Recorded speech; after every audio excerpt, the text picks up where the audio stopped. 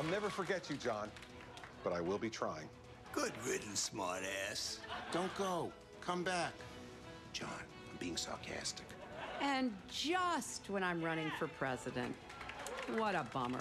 What has 9.5 fingers and won't miss you at all? This guy. I'm sure you'd be missed by somebody. You know, there are a lot of things happening around the world that keep me up at night, which is why I've relied on you to put me to sleep. I'm John Stewart. I'm dumb. I'm stupid. Yeah. So long, jackass. A little payback for Jon Stewart's final show, the other big show on Thursday night. I'm back now with the roundtable. We'll talk about that in a minute, but I do want to stick on the debate, Mark Halperin. We heard Sarah Fagan say she thought some of the governors did well. What's your analysis of the other winners right here? It did seem that Marco Rubio, John Kasich did well. Jeb Bush, Scott Walker, kind of middling. There's a lot of debates to go, and I think, Jeb Bush needs to do better than that if he's going to be the nominee. I don't think that performance was good enough, and I don't think most of his supporters or advisors think that was good enough. He was much better at Red State yesterday.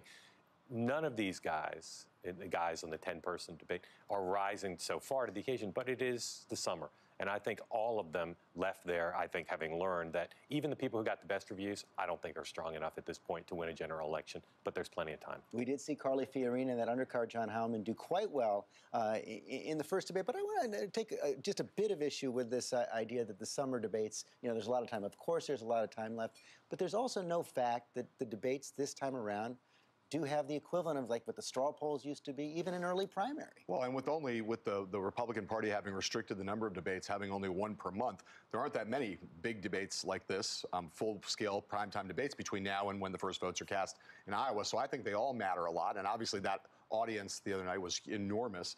So I think it matters a lot. I think Carly Fiorina was the one person who broke through from the undercard. I cannot imagine how, one way or the other, she's not going to be on that main stage. Even if her polling numbers don't go up? I cannot see how they can not get the one woman in the race up there on that stage, especially given the dynamics that played out, the negative dynamics that played out in this last debate. Well, I think she's earned the right to be there, but at the same time, you cannot have a debate with 15 people on the stage. It simply just isn't going to work. So there's got to be some level of criteria that these news organizations uphold. So what do they do if she's still at 1-2%, not in the top 10? She's not. I mean, in the aftermath, first of all, she had an audience of 6 million people for an undercard debate, which is, I think the numbers were the 4th largest primary debate ever on the undercard debate. Right. And the play that she got in the 3 days after is basically saying. So she's going up, you think? She got, after Trump, she got the most play in the entire conversation after that. I think she makes that average. She's in the top 10. And I think the person likely to drop out of the top 10, who barely made it in the last one, who didn't get anything out of it, is Chris Christie. Chris Christie, who was the leading candidate a year and a half ago, is likely not to make the top 10. Despite that exchange with Rand Paul? Well, he was strong. I thought Christie was quite strong. I think in the aftermath that's been forgotten. Christie at 3.5%. It's a fair point. In the aftermath of this debate, everything has been forgotten because the only thing anyone is talking about is Donald Trump. Here's to me what is the bigger concern about Trump. Is if you look at the way the delegate process works, you need over 1,000 delegates to win the nomination. The first 15 days, from February 1 through March 15th, we're going to decide 45% of our delegates proportionally. Right. And if we continue to see this noise in the system where nobody really breaks out, and all these delegates are decided proportionally, this is going to go very late.